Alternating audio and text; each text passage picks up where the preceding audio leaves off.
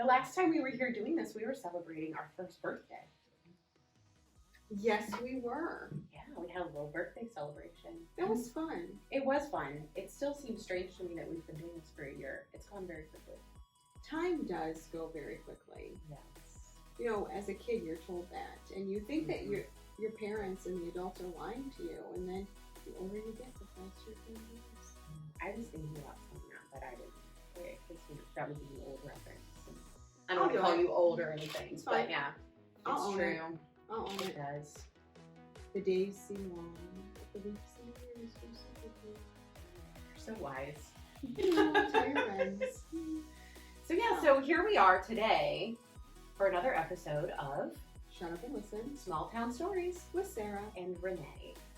And so we're going to do something a little different today. We aren't going to have a guest on our couch with us. No, we've been lining up future shows, so we have a great lineup coming up with some different guests and a variety of topics. I'm excited about all of them. But it has been a while. It's been a hot minute, if you will, since you and I have just sat down and had some conversation. Yeah. So we picked a topic to talk about today that we feel is pretty relatable to individuals, organizations, but kind of talk about them from our perspective and our roles, and then kind of go from there. And it's really how to navigate challenging circumstances. Yes. We all have them. And in some instances, we're seeing a rise in some of those challenging circumstances. And in our roles, we have to be careful how we respond, how we react, things of that nature. And I think that's a very applicable topic to so many people. I agree. Because with our roles, we represent memberships. Correct. So we're not out there just representing ourselves or, our a business that we're a sole proprietor of. We're representing the business community. So like it or not, in some aspects, we are public figures. We are. And so I think anybody that's stepped out of their box into that public realm, it brings another layer of challenges, how to respond, but it also, in some aspects, it kind of sets you up to be a target sometimes, warranted or unwarranted, for a lot of negativity. Very true. And in this day and age of social media, a blessing and a curse. Yes. We see it all the time. You can go out on community pages, you get tagged in posts, our organizations get tagged, and people have questions, they have concerns, they have complaints. And we see that across the board. It's not just my organization, it's not just your organization, it's individuals. It's other nonprofits. It's businesses. And in our conversations, it seemed like a good time to maybe talk about that. How do we deal with it? Or how do we not deal with it?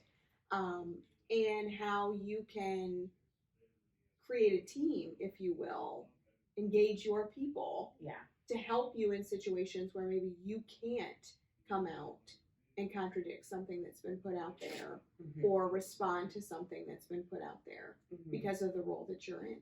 Yeah, and it's interesting because in the last couple of weeks, we've had internal conversations and jokes about Facebook diets because sometimes you do have to step away. I think it's very easy to get sucked into some negativity. I don't care where you live. I don't care what you do. We all see the negative that's put out there, social media, whatever platform that might be. And it's very easy to consistently go back to it and really get sucked in and really have that cloud your reality, I guess I would say, because really what you're reading there isn't real. And I think it's important to step away from that to some degree. I guess I'm trying to frame how I want to say the negative posts. I think that sometimes people put things out in the world as from the mindset of, well, if I put this out there, it's going to spark conversation. It's going to spark discussion.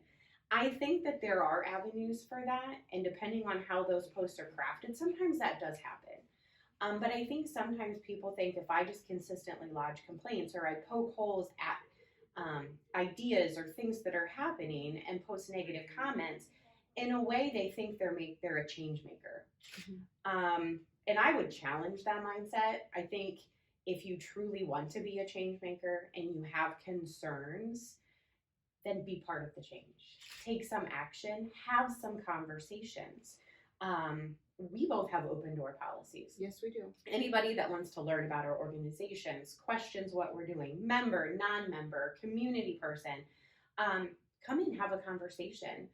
I think the disheartening fact is a lot of the negativity that we see on social media, the sources of that aren't coming to have those conversations. So I think to truly be a change maker, you have to have those conversations. It takes a ton of work. Yes, it does. We see this in our fields because one of the keys to our success is relationships. And relationships can be challenging. I mean, we see each other every day. Sometimes we see each other outside of work hours. You have to work at a relationship. I think our relationship comes fairly easily. Yes. But like any relationship, there's bumps, and it's a matter of addressing those when they come up. But it's the same as we navigate our roles. If we think a business person or an individual in our organizations has an issue, we go and we have those conversations. I think that is probably the piece that I find the most frustrating, because I am the type of person that if I have a question, a concern, an issue with someone, I will go and have a direct conversation with them or reach out to them directly in some fashion. And I expect that in my role. I expect people to disagree with things that we do and question, why are we doing it this way as opposed to this way? But I want them to come and have a conversation with me. If they then want to go out on social media, they are more than welcome to do so. Yes. But at least they will have had the conversation. And I know that people get frustrated because they put things on social media and they tag me personally or things of that nature, and I untag myself. I am not going to engage on a social media platform if you have not given me the courtesy to come in and have a conversation with me. That's just been my philosophy, because I think a conversation is so much more personal. When you're putting stuff on social media, people don't know the tone that you're trying to get across, or it can be misinterpreted in so many ways. And I will not do it. And I mean, that is the value of a face-to-face interaction. I mean, phone calls are great. You can solve a lot that way as well. But that face-to-face conversation, because there's so many, micro expressions, it's body language, that you can find so much more understanding and common ground just through a conversation. And, I miss that. I think it would solve a lot of issues. So I guess we know we deal with it. Yes. We know hundreds and thousands, if you will, of other people that deal with it. And I would say that if you find yourself in this situation, one of the things that we have done to help navigate that is, you always have that group that's supportive of what you're doing. Yeah. Oftentimes it's members of our organizations. And so work to keep them informed. Yes. And we have found that if they are informed and they see this negativity or misinformation, they go out and they try and rectify what is being said or what is being discussed. Yeah, they are the best advocates for the community. Yes. And I think they bring more value to the conversation than if we came out as an organization, which we do sometimes. If, and I see misinformation floating around, I'll put something out that, speaks to the truth of a situation of, what we can share in a public format. But I think sometimes people look at that and think, well, that's what they're paid to do. You know, it loses some of that heart and some of that meaning just because of the nature of our organizations. Yes. But when we have those individuals out there advocating for the truth and sharing those positive things that are happening in our community, it brings a lot more value, I think, to combating that negativity. I completely agree. And so if you find yourself in one of these situations, and if you haven't already, Wow, odds are good for you. probably will. Engage your team. Yeah. Build your people and empower them to go out and feel like they can say to somebody, that's not true. Yeah. Empower them with the truth and the facts. And we always tell our people, if you're having a conversation with someone, if you see something online that is wrong, tell them to contact us. Mm-hmm. Give them our contact information and tell them to contact us. Yeah. Because the key is also being open. And, you know, we're not people that think, well, that's because that's what I think, that's what we're doing. That's not always maybe the best avenue. I don't sit here and pretend that everything that I do and say is correct. And I do value other perspectives. And I would welcome, you know, someone to come in and have those conversations. We can agree to disagree, and that is perfectly okay. I believe that learning is growing, and we can learn from people every day. Yeah. And I strive for that. Somebody might look at something differently than I do, and we have a conversation about it, and it might change the way I look at that situation. Yeah. It might not, but at least we've had the conversation, and I know where they're coming from, and they understand where I'm coming from. So I go back to what you said earlier. We have an open door policy, and if somebody is listening to this episode now or in the future, and they have a comment, a question, reach out. Yeah. And maybe you have issues with other individuals or other organizations, reach out. Have that conversation. Social media is great for many things, and I'm an advocate for utilizing it. But if you're going to utilize it, let's try to utilize it for just as much positive as we do negative.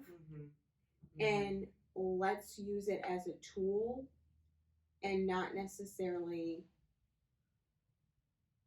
as a weapon. Yeah, that's what I was going to say. And I think, you know, it's great to say you have an open door policy and let's have a conversation, but it really boils down to then, you know, really walking that path. And when somebody does want to come in and talk to you, it's having civil conversation, and it's being calm, and it's being open. It's that art of communication, and just making sure both parties remain respectful, which sometimes can be a struggle because it's easy to think you know someone based on their social media profiles, and then you meet them and you find out it's completely different. So it's those preconceived notions. I think it's shedding those and then really just going into it truly open. I think it's fascinating because, you know, I'm behind the scenes on a lot of your different platforms, and I don't know if you saw the conversation on, well, it was the Learning Center, but a different, you know, one of your platforms. They asked about a class or something like that, and I acknowledged it by liking it. Well, then it's an hour later, and I'm like, oh yeah, I gotta post those details. In the meantime, they had started this whole string of, they'll never respond to your message, so I'm not sure why you even asked, or they said all these negative comments. And so I said, hey, here's our phone number. If you need this answered right away, give us a call. But here's the details. They're always on our website. And then there was somebody else and something else. I responded to them and I said, hey, same details. Yeah. Like, it's just so interesting that they never said anything after they received the information. No. Not, thank you. No. I completely understand that you also have a family, a life, a job, or whatever. It's fascinating to me, the wall that everybody puts up just because they can quickly type something. And it's like they're not communicating with an actual human being. Correct. They forget because of the wall of the internet. Yes. Yes. It's really It's fascinating. like somehow it And just because we dehumanizes. can't see your face doesn't mean we don't know who you are Right. and can't associate your rude comments Right. to an individual. Right. And what did that solve other than the dopamine rush of getting to say whatever the heck you wanted Right. to say, Yeah. and all your minions saying, "Oh yeah, you're right, they're awful." Yeah. And then as soon as the awful organization responds positively with the information you requested, there's no, thank you. Nothing. There's no No. kiss my or even butt. just nothing. just a like. No. You know? I know. Just a like. I know. Okay. Yeah. Nothing. I just It's thought, it is fascinating to yeah. me And it's not just this, but because Yeah. I'm on the back side of things, I'm also an outsider to the community. Mhm. There's obviously some angst within the community. yes. And I think that's a big takeaway Yeah. for the community as a whole. You know, the negative folks, what you're saying negatively is not helping anything. No. So, No. And that's just what I don't fascinating. understand, because just because you're posting, okay, yes, there are issues. There are issues with everything. Nothing is perfect. No. Nothing will ever be perfect. But just because you see something and then you decide you're going to like go on this rant and it's very, very negative and it's not offering solutions, you're not doing anything except spewing it out there. That's not solving anything. No. And then I've made the comment, I said there are people that are willfully uninformed, Right. I find. Yeah. Because they're just gravitating towards the negativity because it feeds the narrative that they already have. Yeah. And it validates that narrative. Yes. And then when they're handed a piece of information that says, this is what's really happening, it's never enough. It's very quickly discounted. And so that's when I go back to, they're not my people. Like, I've tried to reach out. I've tried to share what's happening. We try these avenues. And if you're going to consistently discount it, then why would I continue to market to you if you're not my ideal customer anyway? I'm going to go to people that want to see the positive, want to be part of the change, want to take part of it. Well, and it totally reinforces the fact that they don't want to be helped. No, they want to be unhappy. Right. So go to another community and be unhappy. I've said that's going to be my mic drop moment when I be like, you don't like it? Get out. Leave. Yeah. But the thing is, they're going to go somewhere else. Yeah. And either they're going to have flipped their mindset to where all they want to see is like, oh, this is so much better. It's so great. Yeah. Or they're going to go there and it's going to be the exact same thing. Right. Because those exact same problems Right. can be found there. Right. Yeah. And I think in my role, a project that I start oftentimes takes months Or or years. to reach completion. Mm-hmm. And I think that can be frustrating for people. It's frustrating for me. Yeah. And, you know, we live in a society where we're all about that instant gratification. Mm-hmm. And so much of what we do, that's just not an option. Mm-hmm. We're playing the long game. Yeah. And there's so much of what you do that you can't disclose. correct. I mean, a lot of these projects and a lot of things that you're working on, you have to sign an NDA, or there's just so much that you can't come out and say. And I think people struggle to understand that as well. But that's the same in any role. Yes. I mean, you know, we've seen it locally with some of the smaller businesses in town that are looking to sell because of retirements and things of that nature. And I mean, I've been in some of those meetings, and the first thing we ask is, do you want your business disclosed? Mm-hmm. We've been lucky so far. They have said yes, but there will come a time, I'm sure, where somebody will say no. Mm-hmm. So then you're doing it anonymously. That's at their request, not because you're hiding anything. Right. But it's the road that we navigate. Mm-hmm. But and I think that applies to so many different businesses and organizations in regards of what they do. I mean, I know when we talk to Andy Sprang, who's the superintendent of Fostoria Schools, there's a lot of things that they deal with that they can't disclose, just, you know, for personal and privacy issues. So you look at that, and then, you know, we also work with city government a lot. We do. And so your organization is a non-political organization. organization. My organization, on the other hand, we do legislative advocacy. So, at the state and national level, that's a little bit easier, because we can lean on the Ohio Chamber and the U.S. Chamber and, kind of pick and choose if we want to follow suit with them or not. But on the local level, that can get a little tricky. Our bylaws state that we will endorse local issues, but not local candidates. Yep. And I think sometimes people don't understand why that is, but ultimately, these are all people that we have to work with on a, day-to-day basis. And I think I show appreciation to, whoever set that forth many years ago, because at the end of the day, we go back to relationships. And if you endorse one candidate and they don't win, you have to work with, the person that you didn't endorse. Correct. And it's a small community, and that gets really tricky, and it can break relationships. But we're kind of in the midst of gearing up for a primary. And then, so we have multiple candidates running for office. And it's interesting to watch politics on a local level and how that has changed over the years. Yes. As you said, I work for a non-political organization.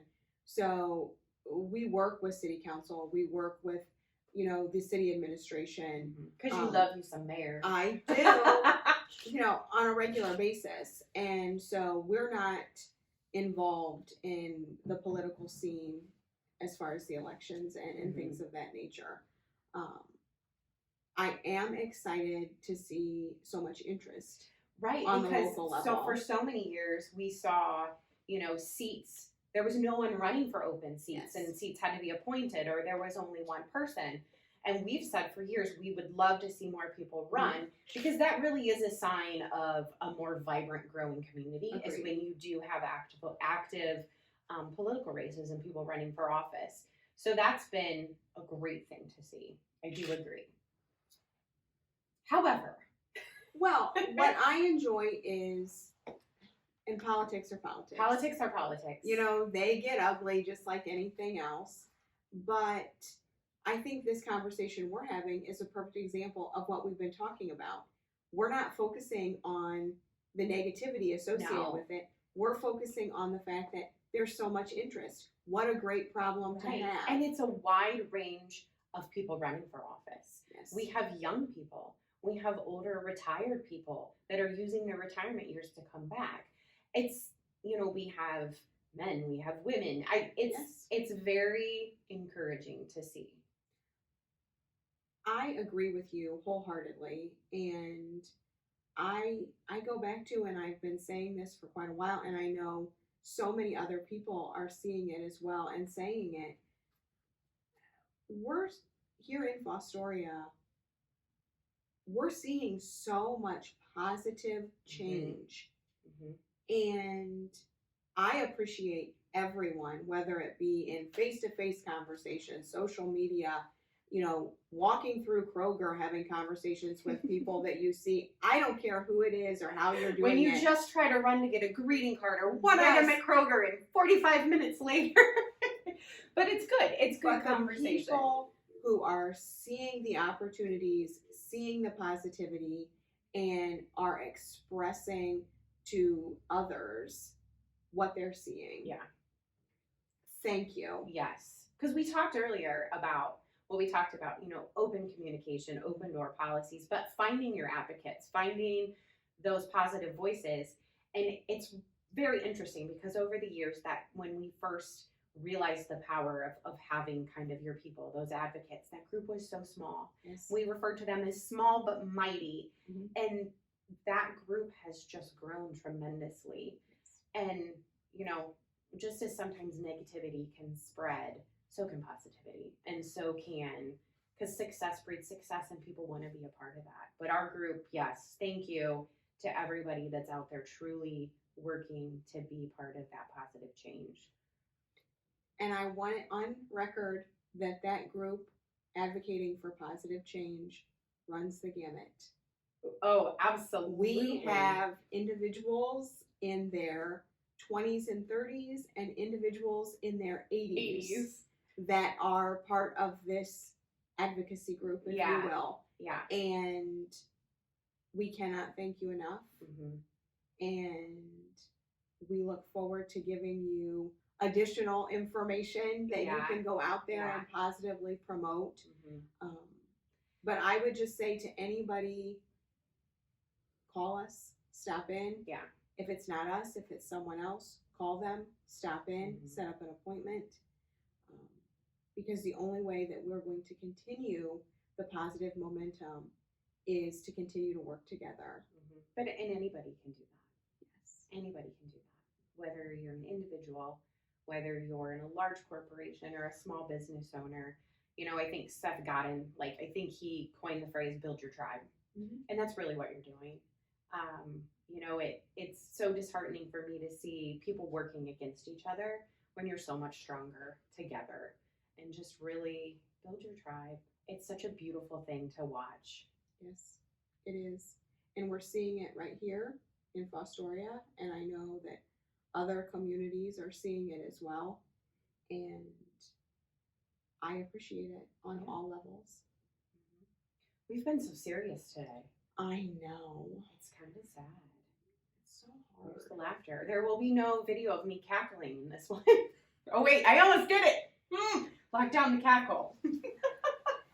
There it was. See, I can't stop the cackle. It doesn't go away. Well, sometimes you have to talk about some of these topics that aren't as fun.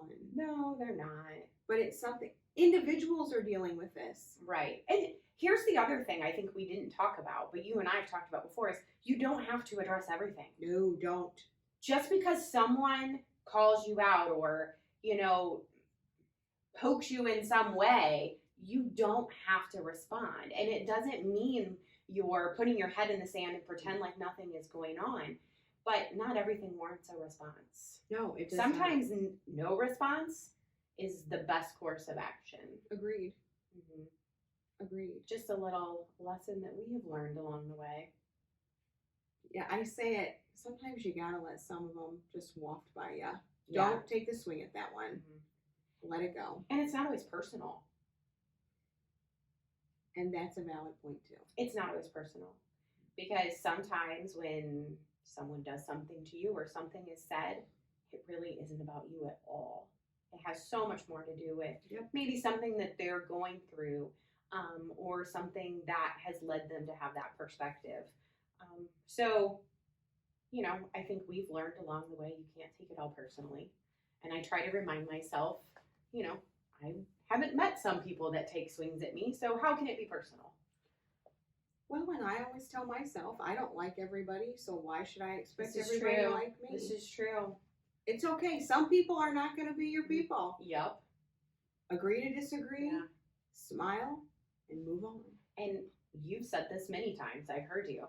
If everybody likes you and is happy with what you're doing, then you're probably not doing something right. wrong. Yes. Because you're not going to make everybody happy all the time. No, you're not. And if you are, I question a lot of things. Agreed. So some takeaways today. Build your tribe, find your advocates, just have that open door. We've lost, I think, that art of communication, and it's okay to disagree. It's okay to walk away. It's okay to not respond. Do not engage. And it's imperative that you understand that not everyone is your people. Right. Everybody's going to like you. Nope. You don't like everybody you meet. And I would like to end this episode with one of my all-time favorite quotes, which I just Googled to make sure I got it right. Okay. And I use this fairly regularly, and it's by Margaret Mead.